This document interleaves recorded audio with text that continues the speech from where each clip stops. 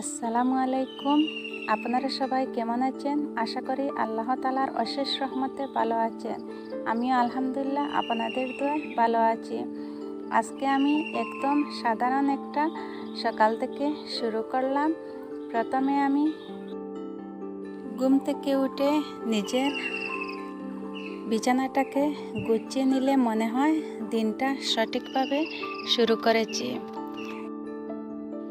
আমাদের এই ছোট্ট ছোট্ট কাজগুলা কিন্তু আমাদের দিনটাকে সুন্দর করে তোলে। যেমন নিজের ঘরটাকে পরিষ্কার করে রাখা।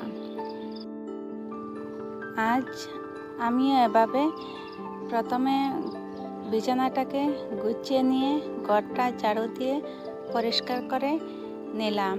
এই ছোট ছোট কাজগুলোর মধ্যে দায়িত্ববোধ ও ভালো লাগা কাজ করে। এরপর আমি ফ্রেশ হয়ে রান্নাঘরে চলে এসেছি। এসে আমি দুপুরের রান্নার জন্য এখানে কিছু ডাঁটা শাক নিয়েছি। এগুলাকে আমি পরিষ্কার করে নেব। এখানে এসে আপনাদের একটা কথা মনে করিয়ে দেই, আমার ভিডিওটা যদি আপনাদের কাছে ভালো লেগে থাকে আমার চ্যানেলটাকে সাবস্ক্রাইব করে আমার পাশে থাকবেন। আর যারা অলরেডি এই কাজটা করেছেন সবাইকে অসংখ্য ধন্যবাদ, আর একটা লাইক দিয়ে যাবেন।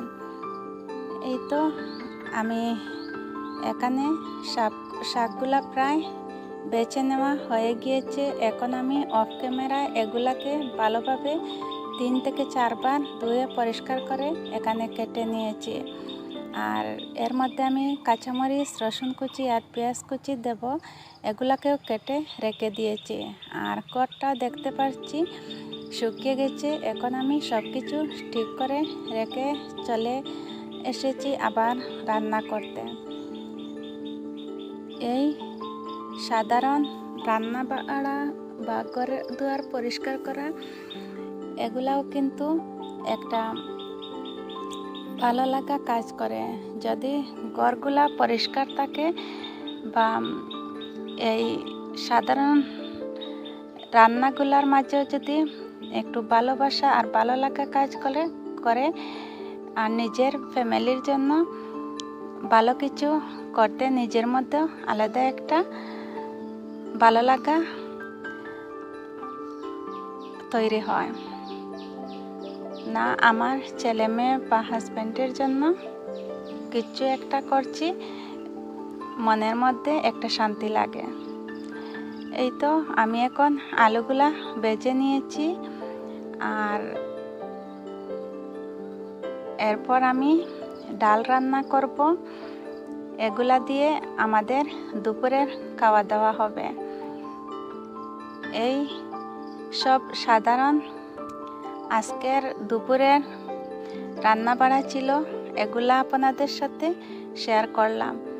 আর আমার কথার মাঝে যদি আপনাদের কোনো কিছু